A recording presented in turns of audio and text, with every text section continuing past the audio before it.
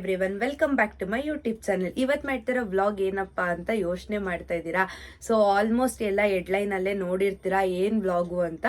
ಇವತ್ತು ಮಾಡ್ತಿರೋ ವ್ಲಾಗ್ ಯಾವುದು ಅಂದ್ರೆ ಆಫ್ಟರ್ ಮ್ಯಾರೇಜ್ ಜರ್ನಿ. ಹೇಗೆ ಇತ್ತು ನಮ್ಮ ಮ್ಯಾರೇಜ್ ಆದ್ಮೇಲೆ ಆಫ್ಟರ್ ನಾನು ನಮ್ಮ ಹಸ್ಬೆಂಡ್ ಹೇಗೆ ಇದ್ವಿ ಅಂಡ್ ನಮ್ಮ ಜರ್ನಿ 2 ಇಯರ್ಸ್ ಹೇಗೆ ಇತ್ತು, 2.5 ಇಯರ್ಸ್ ಆಗ್ತಿದೆ, ಹೇಗೆ ಇತ್ತು ಅನ್ನೋದನ್ನ ಈ ವ್ಲಾಗ್ ಅಲ್ಲಿ ನಿಮ್ ಮುಂದೆ ಹೇಳೋಣ ಅಂತ ಬಂದಿದ್ದೀನಿ. ಅದಕ್ಕಿಂತ ಮುಂಚೆ ಯಾರೆಲ್ಲ ನನ್ನ ಚಾನೆಲ್ನ ಸಬ್ಸ್ಕ್ರೈಬ್ ಮಾಡ್ಕೊಂಡಿಲ್ಲ, ಈಗಲೇ ಹೋಗಿ ಸಬ್ಸ್ಕ್ರೈಬ್ ಬಟನ್ನ ಕ್ಲಿಕ್ ಮಾಡಿ ಅಂಡ್ ಸಬ್ಸ್ಕ್ರೈಬ್ ಮಾಡ್ಕೊಳ್ಳಿ. ಅಂಡ್ ಸಬ್ಸ್ಕ್ರೈಬ್ ಆಗಿದ ತಕ್ಷಣ ಬೆಲ್ ಐಕಾನ್ನ ಕ್ಲಿಕ್ ಮಾಡಿ ಅಂಡ್ ನಾನು ಯಾವುದೇ ವ್ಲಾಗ್ ಮಾಡಿದ್ರು ಫಸ್ಟ್ ನೋಟಿಫಿಕೇಶನ್ ನಿಮಗೆ ಬಂದು ತಲುಪುತ್ತೆ. ಅಂಡ್ ಲೈಕ್, ಶೇರ್, ಕಮೆಂಟ್ ಕೂಡ ಮಾಡಿ.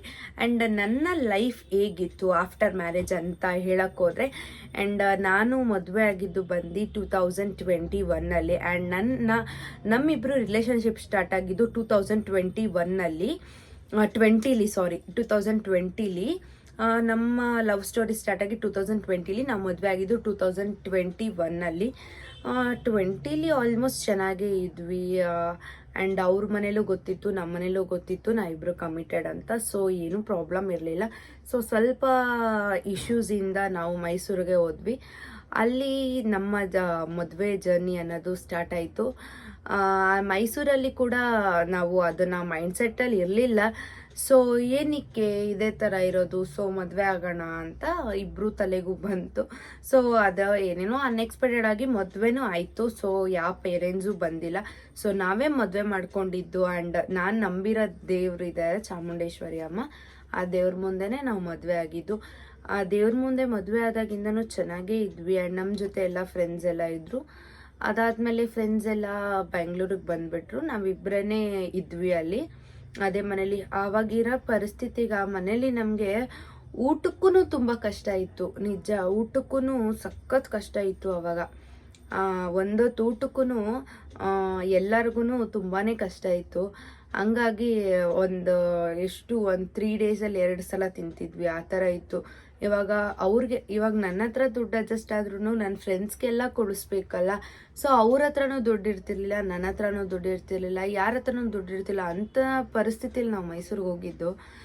ಆವಾಗ ಹೆಂಗಾಗ್ತಿತ್ತು ಅಂದರೆ 3 ಡೇಸ್ ಊಟನೇ ಮಾಡ್ತಿರ್ಲಿಲ್ಲ, ಆ ಥರ ಆಗ್ತಿತ್ತು. ಎಲ್ಲರಿಗೂ ಕೊಡಿಸ್ಬೇಕಂತ ನಾನೇನು ಮಾಡ್ತಿದ್ದೆ, ನಮ್ಮ ಹಸ್ಬೆಂಡ್ಗೆ ಕರ್ಕೊಂಡೋಗಿ ಕೊಡಿಸ್ತಿದ್ದೆ. ನಾನು ತಿಂತಿರ್ಲಿಲ್ಲ. ಒಂದೊಂದ್ಸಲ ನಾನು ತಿಂತಿದ್ದೆ, ಎಲ್ಲರಿಗೂ ಕೊಡ್ಸೋಕ್ಕೆ ದುಡ್ಡಿರ್ಲಿಲ್ವಲ್ಲ. ಹಂಗಾಗಿ ಆ ಥರ ಪರಿಸ್ಥಿತಿಲಿದ್ವಿ. ಆಮೇಲೆ ಮದುವೆ ಆಗೋಣ ಅಂದ್ಬಿಟ್ಟು ಇಬ್ಬರು ತಲೆಯಲ್ಲೂ ಯೋಚನೆ ಬಂದು ಮದುವೆನೂ ಆದ್ವಿ. ಮೈಸೂರಲ್ಲಿ ಆಗಸ್ಟ್ 9, 2021 ಮದುವೆ ಆದ್ವಿ. ಅಲ್ಲಿಂದ ನಮ್ಮ ಜರ್ನಿ ಹೆಂಗೆ ಸ್ಟಾರ್ಟ್ ಆಯಿತು ಅಂದರೆ, ಸ್ಟಾರ್ಟಿಂಗ್ ಕಷ್ಟ ಏನಕ್ಕಿತ್ತು ಅಂದರೆ ಮನೇಲೆಲ್ಲ ಗೊತ್ತಿತ್ತು ಮದುವೆ ಆಗಿದ್ದಾರೆ ಅಂತ, ಇಬ್ಬರು ಫ್ಯಾಮಿಲಿಗೂ ಗೊತ್ತಿತ್ತು. ಬಟ್ ಇಬ್ಬರು ಫ್ಯಾಮಿಲಿ ಸಡನ್ನಾಗಿ ಯಾರೂ ಈ ಥರ ಮಾಡಿಬಿಟ್ರು ಅಂದಿದ ತಕ್ಷಣ ಯಾರೂ ಸಪೋರ್ಟ್ ಮಾಡಲ್ಲ. ನಿಮಗೆ ಗೊತ್ತು, ಯಾರೂ ಸಪೋರ್ಟ್ ಮಾಡಲ್ಲ. ಆ ಥರ ಪರಿಸ್ಥಿತಿಲಿ ಇದ್ದಾಗ ಅದೇ ಮನೇಲಿದ್ವಿ. ಅವಾಗ ಫ್ರೆಂಡ್ಸ್ ಎಲ್ಲ ಏನು ಮಾಡಿ, ನಾವು ಮದುವೆ ಆಗಿದ ತಕ್ಷಣ ಎಲ್ಲ ಬೆಂಗಳೂರಿಗೆ ಬಂದುಬಿಟ್ರಲ್ಲ, ನಾವು ಅಲ್ಲೇ ಇದ್ವಿ. ಆವಾಗ ನಮ್ಮ ಮಮ್ಮಿಗೆ ಹೇಳ್ದೆ, ನಾನು ಈ ಥರ ನನಗೆ ಇಲ್ಲೇನೂ ಇಲ್ಲ, ಇಲ್ಲಿ ನನಗೆ ಒಂದು ಅಡುಗೆ ಮಾಡೋಕ್ಕೂ ಏನೂ ಇಲ್ಲಮ್ಮ ಅಂತ ಹೇಳ್ದೆ. ಆವಾಗ ನನಗೆ ಒಂಥರ ಅಳುನೇ ಬರೋಂಗಾಗ್ಬಿಟ್ಟಿತ್ತು, ಅಷ್ಟು ಕಷ್ಟ. ಆ್ಯಂಡ್ ನಮ್ಮ ಮದುವೆ ಆಗೋಕ್ಕೂ ಅಷ್ಟೇ, ಅಲ್ಲಿ ಇಲ್ಲಿ ಅದು ಇದು ಮಾಡಿ ಏನೇನೋ ಮಾಡಿ ಮದುವೆ ಆದ್ವಿ. ಆವಾಗ ಮದುವೆ ಆಗೋಕ್ಕೂ ತುಂಬಾ ಅಮೌಂಟ್ಗೂ ಪ್ರಾಬ್ಲಮ್ ಇತ್ತು. ನಾವು ಮೈಸೂರಿಗೆ ಹೋದಾಗ ಸ್ಟಾರ್ಟಿಂಗಲ್ಲಿ ಚೆನ್ನಾಗೇ ಇದ್ವಿ, 1-2 ಮಂತ್ಸ್ ಚೆನ್ನಾಗೇ ಇದ್ವಿ. ಅವಾಗೆಲ್ಲ ದುಡ್ಡು ಇತ್ತು. ಸೊ ವಸಂತ್ ಫ್ರೆಂಡ್ಸ್ ಎಲ್ಲ ಅಲ್ಲಿ ನೋಡ್ಕೊತಿದ್ರು ನಮ್ಮನ್ನ, ಚೆನ್ನಾಗೇ ಇತ್ತು. ಆಮೇಲೆ ಸ್ವಲ್ಪ ಕಷ್ಟ ಬಂತು. ಅದರಲ್ಲೇ ಮದುವೆ ಆಗಿ ಚೆನ್ನಾಗೇ ಇದ್ವಿ. ಆಮೇಲೆ ಆ ಮನೆ ಖಾಲಿ ಮಾಡಿ ನಾವು ಡಬಲ್ ಬೆಡ್ರೂಮ್ ಮನೆ ಮಾಡಿದ್ವಿ. ಆವಾಗ ಡಬಲ್ ಬೆಡ್ರೂಮ್ ಮಾಡೋಕ್ಕೂ ನಮ್ಮ ಹತ್ರ ದುಡ್ಡಿಲ್ಲ ಅಡ್ವಾನ್ಸ್ ಮಾಡೋಕ್ಕೆ. ಇವಾಗ ಆ ಮನೆ ಖಾಲಿ ಮಾಡಲೇಬೇಕು ನಾವು. ಆ ಥರ ಪರಿಸ್ಥಿತಿಯಲ್ಲಿ ಹೆಂಗೆ ಅಂದರೆ ಯಾರೂ ಕೈ ಹಿಡಿತಾ ಇಲ್ಲ ನಮಗೆ, ಆ ಥರ ಆಗ್ಬಿಟ್ಟಿತ್ತು. ಯಾರು ಕೈ ಹಿಡಿದಿದಾಗ ನಿಜ ದೇವರು ಅಂತಲೇ ಹೇಳ್ಬೋದು. ನಮ್ಮಿಬ್ರು ಕಷ್ಟಕ್ಕೆ ಇವತ್ತಿನವರೆಗೂ ಯಾರೂ ಆಗಿಲ್ಲ. ಯಾರೂ ಆಗಿಲ್ಲ, ನಮ್ಮ ಅಮ್ಮನ ಬಿಟ್ಟರೆ ಯಾರೂ ಆಗಿಲ್ಲ. ಓಪನ್ ಆಗಿ ಹೇಳ್ತೀನಿ, ಯಾರೂ ಆಗಿಲ್ಲ. ಅವತ್ತಿನಿಂದ ಇವತ್ತಿನವರೆಗೂ ನಮ್ಮಿಬ್ರಿಗಾಗಲಿ ಅಲ್ಲಿಂದ ನಮ್ಮ ಅಮ್ಮನೇ ಕೈ ಹಿಡ್ಕೊಂಬಂದಿರೋದು. ನಮ್ಮ ಜೊತೆಗೆ ಇರಲಿಲ್ಲ ಅಂದ್ರೂ ನಮ್ಮ ಹಿಂದೆಯಿಂದ ಏನು ಸಪೋರ್ಟ್ ಬೇಕೋ ಎಲ್ಲನೂ ಮಾಡಿದ್ದಾರೆ. ಅದೊಂದು ನಾನು ಹೇಳೋಕ್ಕೆ ಇಷ್ಟಪಡ್ತೀನಿ ನಮ್ಮ ಅಮ್ಮನ ಬಗ್ಗೆ. ತುಂಬ ಅಂದರೆ ತುಂಬ ಊಟಕ್ಕೂ ಕಷ್ಟ. ಆವಾಗ ಏನಂದರೆ ಏನೂ ಇಲ್ಲ ನಮ್ಮ ಹತ್ರ. ಆ ಥರ ಪರಿಸ್ಥಿತಿಲಿ ನಮ್ಮಮ್ಮ ತುಂಬಾ ಹೆಲ್ಪ್ ಮಾಡಿದ್ದಾರೆ ನನಗೆ. ವಸಂತ್ಗಾಗಿರ್ಬೋದು ತುಂಬಾ ಹೆಲ್ಪ್ ಮಾಡಿದ್ದಾರೆ. ಆವಾಗ ಅಡ್ವಾನ್ಸ್ ಮಾಡೋಕ್ಕೂ ದುಡ್ಡಿಲ್ಲ ನಮ್ಮ ಹತ್ರ, 20,000 ದುಡ್ಡಿಲ್ಲ. ಮೈಸೂರಲ್ಲಿ ನಿಮಗೆ ಗೊತ್ತು ತುಂಬ ಕಮ್ಮಿ ಅಂತ ಹೇಳ್ತಾರೆ, ಅಲ್ಲಿ 20,000ಕ್ಕೆ ಅಡ್ವಾನ್ಸ್ಗೂ ದುಡ್ಡಿಲ್ಲ. ಆ ಟೈಮಲ್ಲಿ ನಮ್ಮಮ್ಮ ಅಡ್ವಾನ್ಸ್ ಮಾಡಿ ಮೈಸೂರಿಗೆ ಬಂದು ಅಡ್ವಾನ್ಸ್ ಮಾಡಿ 20,000 ಅಡ್ವಾನ್ಸ್ ಮಾಡಿ ಮನೆಗೆ ಏನೇನು ಬೇಕು ಪ್ರತಿಯೊಂದೂ ಈಸ್ಕೊಂಡು ಕೊಟ್ಟು ಮನೆಗೆ ಏನೇನು ಯೂಸು ಸ್ಟವ್ ಆಗಿರ್ಬೋದು, ಪಾತ್ರೆ ಆಗಿರ್ಬೋದು, ಬೆಡ್ ಆಗಿರ್ಬೋದು, ಪ್ರತಿಯೊಂದೂ ಮನೆಗೆ ಏನೇನು ಬೇಕು ಎಲ್ಲ ಬೆಂಗಳೂರಿಂದ ನನಗೆ ಎಲ್ಲನೂ ಕೊಟ್ಟು ಕಳಿಸಿದ್ದಾರೆ ನಮ್ಮಮ್ಮ. ನಿಜ ಅಂಥ ಪರಿಸ್ಥಿತಿಲಿ ಎಷ್ಟು ಕಷ್ಟ ಇತ್ತು ಅಂದರೆ ಅಷ್ಟು ಕಷ್ಟ ನಮಗೆ ಆವಾಗ. ಅದು ನಮ್ಮಮ್ಮನೇ ಫಸ್ಟು ಮಾತಾಡಿದ್ದು ನಮ್ಮ ಹತ್ರ. ಆಮೇಲೆ ನಾವು ಬೆಂಗಳೂರಿಗೆ ಬಂದ್ವಿ. ನಮ್ಮ ಮನೆಗೆ ಬಂದ್ವಿ. ಆವಾಗ ಎಲ್ಲರೂ ಏನಕ್ಕೆ ಹಿಂಗೆ ಮಾಡ್ಕೊಂಡೆ ಅಂತ ಎಲ್ಲ ನಮ್ಮ ಅಜ್ಜಿ ಎಲ್ಲರೂ ಬೈತಿದ್ರು. ಏನೋ ಹಣೆ ಬರದಲ್ಲಿತ್ತು ಅದೇ ಅಷ್ಟೇ ಅಲ್ವಾ. ಹಣೆ ಬರದಲ್ಲಿ ಇಲ್ಲ ಅಂದರೆ ಯಾರೂ ಅಷ್ಟು ಈಸಿಯಾಗಿ ಮದುವೆ ಆಗೋಕ್ಕಾಗಲ್ಲ. ಅಂದರೆ ಇವತ್ತಿನ ಪರಿಸ್ಥಿತಿ ಹೇಳ್ಬೇಕಂದ್ರೆ ಎಲ್ಲರಿಗಿಂತ ಸಕ್ಕದಾಗೆ ಇದ್ದೀವಿ. ಆಗಿನ ಪರಿಸ್ಥಿತಿ ಹಂಗಿತ್ತು. ಆಗಿನ ಪರಿಸ್ಥಿತಿ ಅಷ್ಟು ಕಷ್ಟ ನಮಗೆ. ಆ ಮನೆಗೆ 20,000 ಅಡ್ವಾನ್ಸ್ ಮಾಡಿಬಿಟ್ಟು ನಮ್ಮಮ್ಮ ಎಲ್ಲ ಪ್ರತಿಯೊಂದನ್ನು ಕೊಡಿಸ್ಬಿಟ್ಟು ಬೀರೋ ಆಗಿರ್ಬೋದು, ಡ್ರೆಸ್ಸಿಂಗ್ ಟೇಬಲ್ಲು ಎಲ್ಲನೂ ಕೊಡಿಸಿ, ಅಡುಗೆ ಸಾಮಾನು ಏನೇನು ಬೇಕೆಲ್ಲ.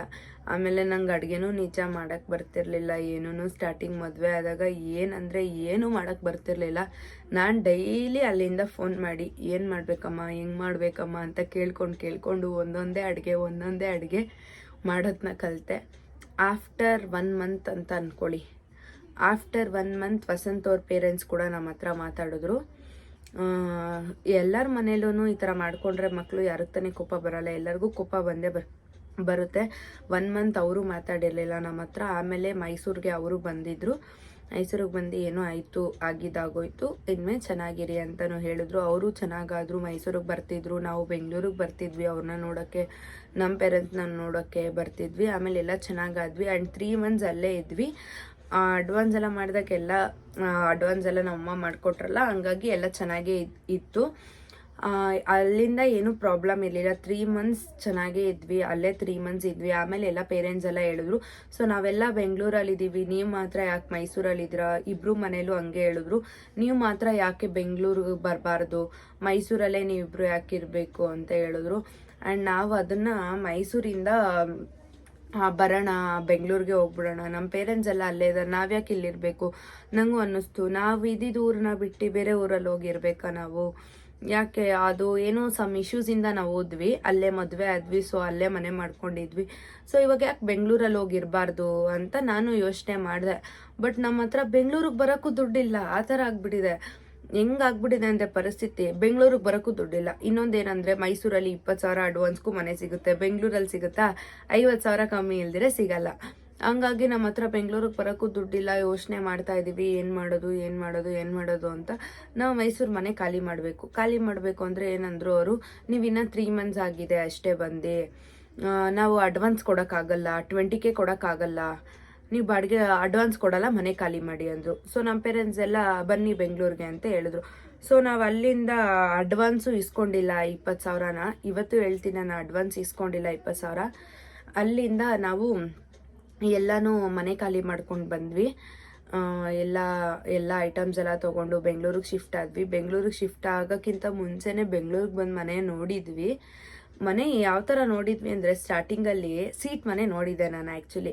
ಆವಾಗ ಆ ಮನೆಗೆ ಲೆಗ್ಗೆರೆಯಲ್ಲಿ ಮನೆ ನೋಡಿದ್ದು, ಸೀಟ್ ಮನೆ. ಏನಕ್ಕೆ ಆ ಮನೆ ಚಾಯ್ಸ್ ಮಾಡಿದೆ ಅಂದರೆ, ಇಂಡಿಪೆಂಡೆಂಟ್ ಆಗಿತ್ತು. ಆಮೇಲೆ ಒಂದೇ ಮನೆ ಅಂತ ಆ ಮನೇನ ಚೂಸ್ ಮಾಡಿದೆ. 3.5 ಏನೋ ರೆಂಟು, 40,000 ಅಡ್ವಾನ್ಸ್ ಹೇಳಿದರು. ಆ 20,000 ಮೈಸೂರಲ್ಲೇ ಬಿಟ್ಬಿಟ್ವಿ. ನಮ್ಮ ಹತ್ರ ₹1 ಅಡ್ವಾನ್ಸು ಇರಲಿಲ್ಲ. ಆಮೇಲೆ ತಿರ್ಗಾ 20,000 ನಮ್ಮ ಅಮ್ಮನೇ ಕೊಟ್ಟರು ಅಡ್ವಾನ್ಸು ಮಾಡಿ ಮನೆ ಅಂತ. ಆ ಅಡ್ವಾನ್ಸ್ ಅದು ಫಸ್ಟು ಸಾಲ ಕೊಟ್ಟರೋ ಅದು ಕೊಟ್ಟರೋ ಬೇಡ, ಆದರೆ ಕಷ್ಟಕ್ಕಂತ ಆದ್ರಲ್ಲ, ಅದು ನನಗೆ ತುಂಬಾ ಅಟ್ಯಾಚ್ಮೆಂಟ್ ಇದೆ ನಿಜವಾಗ್ಲೂ. ಅಷ್ಟು ಕಷ್ಟ ಬೆಂಗಳೂರಿಗೆ ಬಂದಾಗ ಇಬ್ಬರ ಹತ್ರನೂ ಇಲ್ಲ, ಏನು ವರ್ಕ್ ಇಲ್ಲ, ಏನೂ ಇಲ್ಲ. ಅವಾಗ ಹೆಂಗಾಗ್ಬಿಟ್ಟಿದೆ ಅಂದರೆ, ಮೈಸೂರಲ್ಲಿ ವರ್ಕ್ ಮಾಡ್ತಿದ್ರು, ಬಟ್ ರೆಂಟ್ಗೆ ರೇಷನ್ಗೆ ಕರೆಕ್ಟ್ ಆಗಿಬಿಡ್ತಿತ್ತು. ಅವಾಗ ಸಡನ್ನಾಗಿ 20,000-50,000 ಬೇಕು ಅಂದರೆ ಹೆಂಗಾಗುತ್ತೆ, ಸಂಬಳ ಅಷ್ಟು ಬರಲ್ವಲ್ಲ. ಹಂಗಾಗಿ ಅಷ್ಟು ಕಷ್ಟ ಆಗ್ಬಿಟ್ಟಿತ್ತು. ಬೆಂಗಳೂರಿಗೆ ಬಂದಾಗ ಆ ಸೀಟ್ ಮನೆ ನಾವು ಮಾಡಿದ್ವಿ. 3.5 20,000 ಅಡ್ವಾನ್ಸ್ ಕೂಡ ಕೊಟ್ಟಿದ್ವಿ. ಆ ಮನೆ ಮಾಡಿದ್ವಿ, ಹಾಲು ಉಗ್ಸಿದ್ವಿ ಆ ಮನೇಲಿ. ಫಸ್ಟ್ ಆ ಮನೆಗೆ ಬಂದಿದ್ದು, ಹಾಲು ಉಗ್ಸಿದ್ವಿ. ಆಮೇಲೆ ಆ ಮನೇಲಿ ಅವತ್ತಿದ್ವಿ. ಸೀಟ್ ಮನೆ ಮಾಡಿದ್ವಿ. ಅವಾಗ ಏನಾಗಿದೆ ಅಂದರೆ ಆ ಪರಿಸ್ಥಿತಿ, ಮಳೆಗಾಲ, ನಾವು ಮದುವೆ ಆಗಿದ್ದು ಮಳೆಗಾಲದಲ್ಲಿ. ಆವಾಗ ಆ ಸೀಟ್ ಮನೇಲಿ ಏನಾಗ್ತಿದೆ ಅಂದರೆ ನೀರು ಸೋರ್ತಾ, ಇನ್ನೊಂದೇನಂದರೆ ಸಿಂಕ್ ಇಲ್ಲ, ಆ ಥರ ವಾಶ್ರೂಮು ಆಚೆ ಇತ್ತು. ನನಗೆ ಸ್ಟಾರ್ಟಿಂಗ್ ನಂಗೆ ಅಷ್ಟು ಐಡಿಯಾ ಇಲ್ಲ, ನನ್ನ ಮದುವೆ ಆಗಿ ಹೊಸ್ತ್ರಲ್ಲಿ ನಂಗೆ ಅಷ್ಟು ಮನೆ ಹಿಂಗಿರಬೇಕು ಹಂಗಿರಬೇಕು ಆ ಥರ ನಂಗೆ ಅಷ್ಟು ಐಡಿಯಾ ಇಲ್ಲ. ಹಾಗಾಗಿ ನಾವು ಆ ಮನೇಲೆ ಹೋಗಿದ್ವಿ, 1 ಡೇ ಸ್ಟೇ ಆದ್ವಿ ಅಷ್ಟೇ. ಆಮೇಲೆ ಯಾಕೋ ನನಗೆ ಇಂಡಿಪೆಂಡೆಂಟ್ ಆಗಿದ್ನಲ್ಲ, ಇವ್ರು ಕೆಲ್ಸಕ್ಕೆ ಹೋಗ್ತಿದ್ರು, ನಾನು ಒಬ್ಬಳೇ ಇರೋಕ್ಕೆ ನಂಗೆ ಭಯ ಆಗ್ತಿತ್ತು. ಇಂಡಿಪೆಂಡೆಂಟ್ ಆಗಿತ್ತು, ಮತ್ತು ಗೇಟೆಲ್ಲ ದೊಡ್ಡದಾಗೆ ಇತ್ತು, ಆದರೂ ನಂಗೆ ಯಾಕೋ ಒಂಥರ ಅನ್ಕಂಫರ್ಟಬಲ್ ಫೀಲ್ ಆಗ್ತಿತ್ತು, ಭಯ ಆಗ್ತಿದೆ. ಆಮೇಲೆ ಮಂಚ ಎಲ್ಲ ಇತ್ತು, ಬೀರು ಎಲ್ಲ ಇತ್ತು, ನೀರು ಸೋರಿ ಎಲ್ಲ ಕೆಟ್ಟೋಗ್ಬಿಡು, ಎಲ್ಲ ಒಂಥರ ತುರು ಹಿಡಿಯೋ ಥರ ಆಗ್ಬಿಡತ್ತೆ, ಆಮೇಲೆ ನೀರು ಸೋರುತ್ತೆ ಅಂದ್ಬಿಟ್ಟು ಏನು ಮಾಡಿದ್ವಿ, ಆ ಮನೇನ ಇಮಿಡಿಯೇಟಾಗಿ 10 ಡೇಸಲ್ಲೇ ಖಾಲಿ ಮಾಡಿಬಿಟ್ವಿ. ಅಲ್ಲೂ ನಾವೇನು ಮಾಡಿದ್ವಿ ಅಂದರೆ 5,000 ಅಡ್ವಾನ್ಸ್ನ ಅವ್ರು ಇಟ್ಕೊಂಡ್ರು, 10 ಡೇಸ್ ನಾವಿದ್ವಿ ಅಂತ. ಅಲ್ಲೂ ನಾವು ಅಡ್ವಾನ್ಸ್ನ ಕಳ್ಕೊಂಡ್ವಿ. ಇನ್ನು 15K ಇದೆ ಅಷ್ಟೇ ನಮ್ಮ ಹತ್ರ. 15Kಯಲ್ಲಿ ಯಾವ ಮನೇನೂ ನಮಗೆ ಸಿಗಲ್ಲ ಲೆಗೆರೆಲಿ. 30-40 ಆದರೂ ಮಾಡಲೇಬೇಕು. ಆವಾಗೂ ಅಡ್ವಾನ್ಸ್ ಇಲ್ಲ. ಮನೆ ನೋಡ್ತಾ ಇದ್ದೀವಿ, ಅಡ್ವಾನ್ಸ್ ಕೈಯಲ್ಲಂತೂ ಇಲ್ಲ. ಸಿಂಗಲ್ ಬೆಡ್ರೂಮ್ ನೋಡೋಣ, ಈ ಸಲ ಆದರೂ ಚೆನ್ನಾಗಿರೋದು ಮಾಡೋಣ ಅಂತ. ಅವಾಗ ಅಷ್ಟು ಐಡಿಯಾ ಇಲ್ಲ ನನಗೆ, ಅದಕ್ಕೇ ಅಷ್ಟು ಮನೆ ನೋಡಬೇಕು, ಹಂಗಿರಬೇಕು ಹಿಂಗಿರಬೇಕು ಅಂತಲೂ ನಂಗೆ ಗೊತ್ತಿರಲಿಲ್ವಲ್ಲ. ಸೊ ಹಂಗಾಗಿ ಆ ಮನೆಗೆ ಹೋಗ್ಬಿಟ್ವಿ. ಆಮೇಲೆ ಮನೆ ನೋಡಲೇಬೇಕು ಇವಾಗ. ಆ ಮನೆ ನನಗೆ ಇಷ್ಟ ಆಗ್ತಲ್ಲ, ಇರುವೆ ಎಲ್ಲ ಬರ್ತಿತ್ತು, ಸಿಂಕ್ ಇಲ್ಲ, ಆಚೆ ತೊಳಿಬೇಕು, ಆಮೇಲೆ ನೈಟಲ್ಲಿ ವಾಶ್ರೂಮ್ಗೆ ಹೋಗಿ ಭಯ ಆಗ್ತಾಯಿತ್ತು, ಆ ಥರ ಎಲ್ಲ ಆಗ್ತಿತ್ತಲ್ಲ. ಅದಕ್ಕೋಸ್ಕರ ಆ ಮನೆ ಖಾಲಿ ಮಾಡೋಣ ಅಂತ ಪ್ಲ್ಯಾನ್ ಮಾಡಿದ್ವಿ. ಆವಾಗಲೂ ಅಷ್ಟೇ ಅಡ್ವಾನ್ಸ್ಗೆ ನಮ್ಮ ಹತ್ರ ದುಡ್ಡಿಲ್ಲ. ಆವಾಗ ನಮ್ಮ ಮನೇಲಿ ಏನಿತ್ತು ಅಂದರೆ ಬರೀ ಮಂಚ ಮತ್ತು ಬೀರು ಇತ್ತು ಅಷ್ಟೇ. ಮತ್ತು ಅಡುಗೆ ಸಾಮಾನಿಗೆ ಏನೇನು ಬೇಕು ಎಲ್ಲ ಇತ್ತು. ಮಿಕ್ಸಿ ಆಗಿರ್ಬೋದು, ಸ್ಟವ್ ಎಲ್ಲ ನಮ್ಮಮ್ಮನೇ ಕೊಡಿಸಿದ್ದು. ಇವತ್ತಿನವರೆಗೂ ನಮ್ಮ ಮನೇಲಿ ಎಲ್ಲ ಇದೆ ಅಂದರೆ ನಮ್ಮಮ್ಮನೇ ಕೊಡಿಸಿರೋದು. ಮಿಕ್ಕಿದ್ದು ಫ್ರಿಜ್ಜು ಚಿಕ್ಕದೆಲ್ಲ ನಾನು EMIಲಿ ತೊಗೊಂಡು ಇವತ್ತಿನವರೆಗೂ ಕಟ್ಟಿದ್ದೀನಿ. EMIನ ನಾನು ನನ್ನ ಹಸ್ಬೆಂಡ್ ತುಂಬಾ ಕಷ್ಟಪಟ್ಟಿದ್ದೀವಿ. ಆದರೆ ನಮ್ಮ ಹಸ್ಬೆಂಡ್ಗೆ ನನಗೆ ಇವತ್ತಿನವರೆಗೂ ಕೈ ಹಿಡ್ದಿದ್ದು ನಮ್ಮಮ್ಮನೇ. ಕೊನೆವರೆಗೂ ಹೇಳ್ತೀನಿ, ನಮ್ಮ ಕಷ್ಟಕ್ಕೆಲ್ಲ ಆಗಿರೋದು ನಮ್ಮಮ್ಮನೇ, ಇನ್ಯಾರೂ ಆಗಿಲ್ಲ. ಹಾಗಾಗಿ ಇನ್ನೊಂದು ಮನೆ ನೋಡಬೇಕು ಅಂಥ ಪರಿಸ್ಥಿತಿಲಿ ಹೆಂಗಾಗಿದೆ ಅಂದರೆ ಇನ್ನೊಂದು ಮನೆ ನೋಡಿಬಿಟ್ಟಿದ್ದೀನಿ. ಒಂದು ಮನೆ ಇಷ್ಟ ಆಗಿಬಿಟ್ಟಿದೆ ನನಗೆ. ಆದರೆ 40,000 ಅಡ್ವಾನ್ಸ್ ಕೇಳಿದ್ರು. ನಮ್ಮ ಹತ್ರ 40,000 ಇಲ್ಲ ಅಂಕಲ್, ನನ್ನ ಹತ್ರ 15,000 ಇದೆ, ಇನ್ನು 20,000 ಒಂದು 2-3 ತಿಂಗಳು ಕೊಡ್ತೀನಿ, 5,000 ಬಾಡಿಗೆ ಜೊತೆ ಕೊಡ್ತೀನಿ ಅಂಕಲ್ ಅಂತ ಹೇಳಿದೆ. ಅವರು ಎಷ್ಟು ರಿಕ್ವೆಸ್ಟ್ ಮಾಡಿದ್ರು ಒಪ್ಕೊಳ್ಳೇ ಇಲ್ಲ. 40,000 ಬೇಕೇ ಬೇಕು. ಆವಾಗಲೇ ನಂಗೆ ಆ ಮನೆ ಇಷ್ಟ ಆಗ್ಬಿಟ್ಟಿದೆ. ಆ ರೆಂಟ್ ಬಂದು 5,000 ರೂಪೀಸ್, ಸಿಂಗಲ್ ಬೆಡ್ರೂಮ್ ಮನೆ ಇಷ್ಟ ಆಗ್ಬಿಟ್ಟಿದೆ ನನಗೆ. ಅದು ಹಳೆ ಮನೆ ಮಾಡಿದ್ವಲ್ಲ, ಅದು ಪಕ್ಕದ ರೋಡಲ್ಲೇ, ತುಂಬಾ ಇಷ್ಟ ಆಗ್ಬಿಟ್ಟಿತ್ತು ಮನೆ, ಮಾಡಲೇಬೇಕು. ಆವಾಗೂ ನಾನೇನು ಮಾಡಿದೆ, ಯಾರ ಹತ್ರನೂ ನಾನು ಕೇಳಿಲ್ಲ. ಆವಾಗೂ ನಮ್ಮ ಕಷ್ಟಕ್ಕೆ ನಮ್ಮಮ್ಮನೇ ಆಗಿದ್ದು. ಆವಾಗ್ಲೂ ನಮಗೆ ಅಡ್ವಾನ್ಸ್ ಅವರೇ ಕೊಟ್ಟಿದ್ದು. ಅಡ್ವಾನ್ಸ್ ಕೊಟ್ಟು ಮನೆ ಮಾಡಿಕೊಟ್ಟು ಎಲ್ಲ ಶಿಫ್ಟ್ ಮಾಡಿ ಆ ಮನೆಗೆ ಹೋದ್ಮೇಲೆ ನಾವು ಚೆನ್ನಾಗೇ ಆದ್ವಿ. ಆ ಮನೆಗೆ ಹೋಗಿದ ತಕ್ಷಣ ಒಂದೊಂದಾಗಿ ತೊಗೊಳಕ್ಕೂ ಸ್ಟಾರ್ಟ್ ಮಾಡಿದ್ವಿ. ಆ ಮನೇಲಿದ್ದಾಗೇ ಫ್ರಿಜ್ಜು ತೊಗೊಂಡ್ವಿ. 40,000 ಅದೂ EMI ಎಲ್ಲ ಆಗಿದೆ. ಎಲ್ಲ ಒಂದೊಂದಾಗಿ ತೊಗೊಂಡಾಗು ಅವಾಗೂ ಅಷ್ಟೇ. ಆ ಮನೆಗೆ ಹೋದ್ಮೇಲೆ ನಮಗೆ ಒಳ್ಳೇದಾಯಿತು ಅಂತಲೇ ಹೇಳ್ಬೋದು. ಆಮೇಲೆ ನಾವಿಬ್ಬರು ಕೂಡ ಚೆನ್ನಾಗಾದ್ವಿ ಆ ಮನೆಗೆ ಹೋದ್ಮೇಲೆ. ಆ್ಯಂಡ್ ಇವಾಗಿರೋ ಲೈಫು ಅಂತೂ ತುಂಬಾ ಚೆನ್ನಾಗಿದೆ. ನಾನು ದೇವ್ರ ಹತ್ರನೂ ಅದೇ ಬೇಡಿಕೊಳೋದು, ಇವಾಗ ಹೆಂಗಿದೆಯೋ ಇವಾಗ ಒಂದು ಬೇಬಿ ಕೂಡ ಆಗಿದೆ. ನಮ್ಮ ಲೈಫ್ ಜರ್ನಿ ಹೀಗೆ ಇರಲಪ್ಪ, ಅಲ್ಲಿ ಕೆಳಗಿಂದ ಮೇಲಕ್ಕೆ ಕೊಟ್ಟಿದ್ಯಾ, ತಿರ್ಗಾ ಕೆಳಗೆ ಬೀಳಿಸ್ಬೇಡ, ತಿರ್ಗಾ ಇನ್ನು ಮೇಲೆ ಎತ್ತರ ಬೆಳೆಯೋ ಥರ ಮಾಡಪ್ಪ ಅಂತಲೇ ಕೇಳ್ಕೊತೀನಿ. ಎಲ್ಲ ದೇವರು ಕೈ ಹಿಡ್ದಿದೆ. ನಾನು ಮನುಷ್ಯರನ್ನ ಯಾರನ್ನೂ ನಂಬಲ್ಲ, ಇವತ್ತಿಗೂ ಹೇಳ್ತೀನಿ, ಬ್ಲಾಗ್ ಮುಂದೆನೂ ಹೇಳ್ತೀನಿ, ನಾವು ಯಾವ ಮನುಷ್ಯರನ್ನೂ ನಂಬಲ್ಲ. ನಾನು ಇವತ್ತಿಗೂ ದೇವ್ರನ್ನೇ ನಂಬೋದು. ದೇವ್ರು ನನ್ನ ಮಗಳಿಗೂ ಆಗಲಿ ಆಯುಸ್ಸು ಆರೋಗ್ಯ ಕೊಟ್ಟು ಆರೋಗ್ಯವಾಗೇ ದೇವ್ರು ನಾರ್ಮಲ್ ಡೆಲಿವರಿನೇ ಮಾಡ್ತು. ನಾನು ಯಾವಾಗಲೂ ಅಷ್ಟೇ ದೇವ್ರನ್ನ ತುಂಬಾ ನಂಬ್ತೀನಿ, ಯಾವಾಗೂ ದೇವ್ರ ಕೈ ಹಿಡಿಯುತ್ತೆ ಅಂತ. ಇವತ್ತು ನನ್ನ ಮನಸ್ಸಲ್ಲೂ ಅಷ್ಟೇ, ನಮಗೆ ಎಷ್ಟು ಖುಷಿಯಾಗಿಟ್ಟಿದೆಯೋ ನನ್ನ ಮಗಳನ್ನೂ ಅಷ್ಟೇ ಖುಷಿಯಾಗಿಡಪ್ಪ ಅಂತಾನೆ ಅನ್ಕೋತೀನಿ. ನನ್ನ ಮಗಳಿಗಂತೂ ಏನೂ ಕಮ್ಮಿ ಆಗಬಾರ್ದು ಅಂತ ಅನ್ಕೋತೀನಿ ಅಷ್ಟೇ. ನಿಮ್ಮ ಮುಂದೆ ಇದನ್ನು ಶೇರ್ ಮಾಡ್ಕೋಬೇಕು ಅಂತ ತುಂಬ ದಿನದಿಂದಾನೇ ಅಂದ್ಕೊಂಡಿದ್ದೆ. ಸೊ ಇವತ್ತು ನಿಮ್ಮ ಮುಂದೆ ಶೇರ್ ಮಾಡ್ಕೊಂಡಿದ್ದೀನಿ. ಅದಾದಮೇಲೆ 1 ವರ್ಷ ನಾವು ಅದೇ ಮನೇಲಿದ್ವಿ. ಆ ಮನೆ ಕೂಡ ಕೈ ಹಿಡ್ದಿತ್ತು ನಮಗೆ. ಸ್ವಲ್ಪ ದೊಡ್ಡ ಮನೆಗೆ ಹೋಗೋಣ ಅಂತ ನಾವು ಯೋಚನೆ ಮಾಡಿಬಿಟ್ಟು ಇವಾಗಿರೋ ಮನೆಗೆ ಹೋದ್ವಿ. 50,000 ಅಡ್ವಾನ್ಸಿಗೆ ಹೋಗಿದ್ದೀವಿ. ಇವಾಗ ರೆಂಟ್ ಬಂದು 6,500 ಹೊಸ ಮನೆಗೆ ಹೋಗಿರೋದು. ಆ ಮನೆಗೆ ಹೋದ್ಮೇಲೆ ಫುಲ್ಲು ಲಕ್ಕೇ ಚೇಂಜ್ ಆಯಿತು ಅಂದ್ಕೊಳ್ಳಿ. ಇವತ್ತಿಗೂ ನಮಗೇನು ಕಮ್ಮಿ ಇಲ್ಲ, ಆ ಥರನೇ ಇದ್ದೀವಿ. ಇವತ್ತಿಗೂ ಏನು ಕಮ್ಮಿ ಇಲ್ದಿರಂಗೆ ನಮ್ಮ ಹಸ್ಬೆಂಡ್ನು ಇಟ್ಕೊಂಡಿದ್ದಾರೆ. ಆ್ಯಂಡ್ ನಮ್ಮಮ್ಮನೂ ಅಷ್ಟೇ ತುಂಬ ಚೆನ್ನಾಗೇ ನೋಡ್ಕೊತಾರೆ.